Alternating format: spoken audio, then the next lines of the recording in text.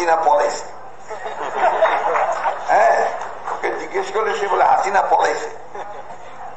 হাসিনা পালিয়েছে না, হাসিনা পলাইছে। এই কথাটাই কিন্তু চালু করতে হবে জোর করে। পলাইছে, তাই না? এইটা এই জন্য বলা দরকার। এই ধরনের ফ্যাসিস্ট, এই ধরনের নির্যাতনকারী, এই ধরনের নিপীড়নকারী, এই ধরনের খুনি, এই ধরনের হত্যাকারী তারা পালিয়ে যায়। তো সেই জায়গাটা আমরা পার হয়েছি। এখন একটা অন্তর্বর্তীকালীন সরকার আছে দেশের জন্য, চারদিকে কিন্তু আবার অন্ধকার বাকি আসছে, নিশ্চয়ই তোমরা ভালো করে জানো।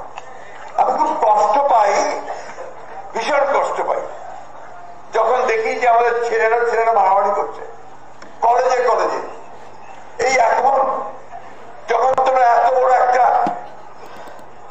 বিজয় অর্জন করলে, একটা ফ্যাসিস্টকে দেশ থেকে তাড়িয়ে দিলে, একটা ইতিহাস, পৃথিবীতে একটা ইতিহাস সৃষ্টি করলে, সেই সময় আজকে আমাদেরকে দেখতে হবে যে আমরা সারওয়ার্দী কলেজ, মোল্লা কলেজ, এটসেট্রা মারামারি করে রক্তাক্ত হয়ে যাচ্ছে। এটা তো কোনো মতেই গ্রহণযোগ্য নয়। You must rise again. এটার বিরুদ্ধে রুখে দাঁড়াতে হবে, এটাকে চক্রান্ত, এটাকে ষড়যন্ত্র। এবং তোমাদের দায়িত্ব হচ্ছে এদেরকে বোঝানো যে this is not the way, এটা রাস্তা নয়। আমি আবারও খুব ভীত হই যখন দেখি ইসকনের নামে, ধর্মের নামে একজন আইনজীবী নিহত হয়ে পড়ে থাকে, রক্তাক্ত।